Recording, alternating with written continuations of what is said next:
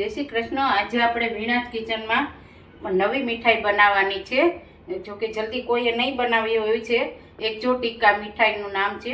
આપણે આજે મેંદાના લોટમાંથી 1 કપ મેં મેંદો લીધો છે, 1 કપ ખાંડ લીધી છે અને 1 પેકેટ આપણે આ 10 વાળું આવે છે એ મેં મિલ્ક પાવડર લીધો છે। 10 વાળા પેકેટ મિલ્ક પાવડર લીધું છે આપણે 1 પેકેટ। એના માટે મેં ઘી લીધું છે અડધો પોણો વાટકો અને એના ગાર્નિશિંગ કરવા માટે આપણે કાજુ અને પિસ્તા છે, બદામ ને પિસ્તા છે। હવે આપણે બનાવશું। આ 1 કપ મેં સાકર લીધી છે, ખાંડ લીધી છે અને આપણે અડધો કપ ખાંડ ડૂબે એટલું પાણી લેવાનું છે। આ 1 વાટકો ખાંડ હતી, હવે એની માટે મેં અડધો વાટકો પાણી લીધું છે। હવે આપણે ગેસ ઓન કરશું। ધીમે ધીમે આપણે ચાસણી થાય ત્યાં આપણે આ લોટે શેકી લેશું। આપણે ઘી લેશું પહેલા।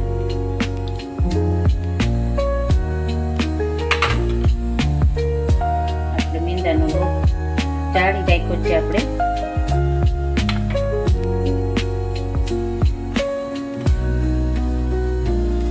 થોડોક મેંદાનો લોટ શેકાય પછી આપણે મિલ્ક પાવડર નાખશું। પહેલા બરાબર શેકી લેશું।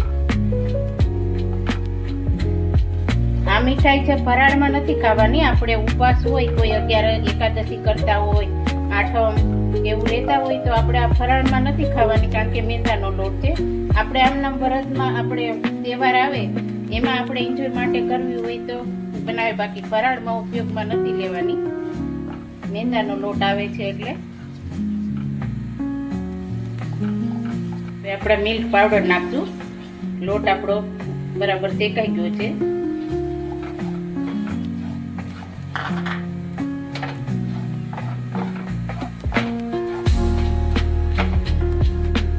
હવે આપણે આમાં ચાસણી નાખી દીધી છે।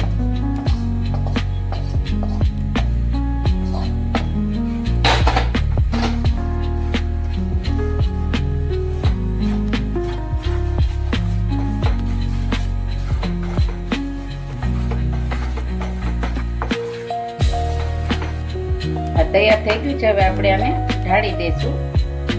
આપણે આ બદામ અને પિસ્તાની કતરણ છે આપણે ઉપર ગાર્નિશિંગ કરશું।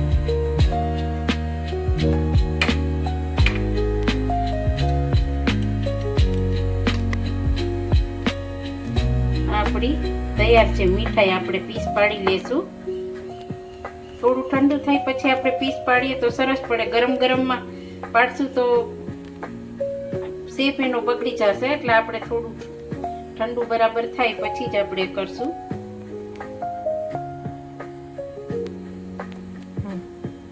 તૈયાર છે આપણી આ એકજો ટીકા મીઠાઈ।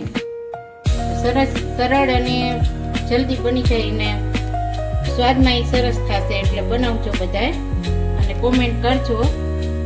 બસ આ મીઠાઈ જોઈ વિડીયો અને લાઈક અને શેર કરજો અને કોમેન્ટ પણ કરજો કેવી તમને લાગી છે આ મીઠાઈ।